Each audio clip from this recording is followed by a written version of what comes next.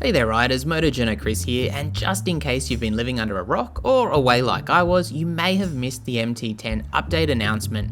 We knew it was coming, with the MT10 looking a bit long in the tooth when it came to the details, if still an absolute monster, while styling had lagged behind the MT facelift. Now that styling update has been a bit contentious on the new MT09 and updated MT07, with the new MT10 headlight a little larger but following that same theme. That does mean a steering damper is visible on the front forks as well as various wiring and tubes. The old headlight in comparison took up more real estate, hiding a lot of these features. I like the old headlight but wouldn't say it set me on fire, and honestly it's the same with the new one. I prefer the DRL and projector setup, it's just a bit small if very Street Fighter-ish. The horn also really needs to be hidden on these models. The tank has also been updated for a more streamlined look with new radiator shrouds that are also more streamlined, but scream for colour matching or carbon fibre. Sadly, that upper engine panel is also gone, replaced by a squarish piece of rather dull plastic.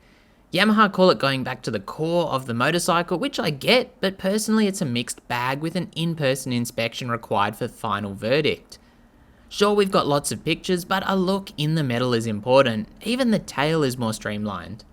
It's also easy to miss the differences between models at a cursory glance, but they are there, with the rider decked out in external armour in the pictures in a way which suggests he'd jump off the new MT10 and say, "I'm the Batman." Under the bike's hood, there's more updates. The 998cc CP4 engine is now Euro 5 and apparently more powerful, which also means less emissions and better fuel economy according to Yamaha. If there was one complaint I'd have for the old MT10, which was a ripper, it was the bike's insatiable thirst that was definitely linked to how much fun you were having. I reckon if there was a viewing window on the tank, you'd be able to watch it drain if you had time to look down. Highlights of the update, according to Yamaha, are aluminium forged pistons, offset conrods and direct plated cylinders, while steel conrods are used rather than the titanium seen in the R1, increasing inertia at the crank. Torque has also been boosted between 4 and 8,000 RPM, and Yamaha promised an even more thrilling torque character. I'd have to say the MT10 holds a special place in my heart there, between the torque and absolutely bonkers intake growl from the Crossplane 4, and this is a rewarding machine to ride. Apparently there's a new tuned intake sound for 2022 with new airbox, so hopefully it's better than ever. The fuel tank capacity does remain 17 litres. Ridiculously easy to lose your license on, but rewarding, so to combat that there's a variable speed limiter or YVSL system.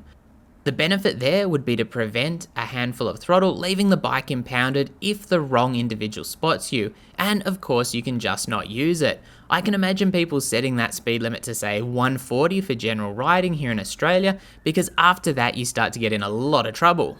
A more subtle update is the new titanium exhaust with new titanium downpipes and muffler, which naturally would have been necessitated by the Euro 5 standard. Apparently that's tuned for low RPM sound before the intake takes off, and there's been something special about starting up an MT10 and listening to that growl for quite a while.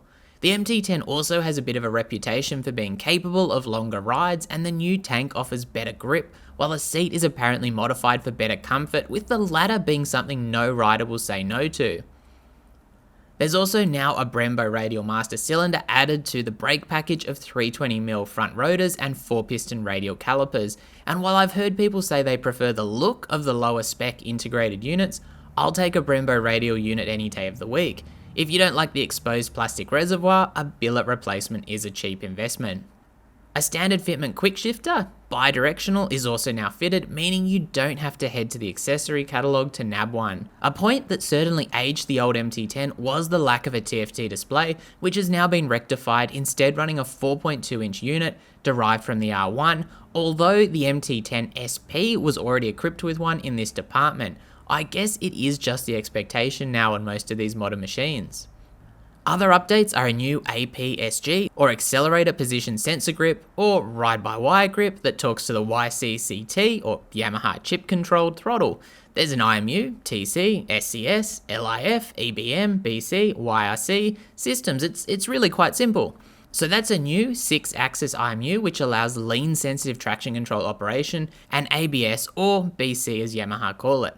SCS is the slide control system, LIF is lift control, while EBM is engine brake management with 2 preset modes.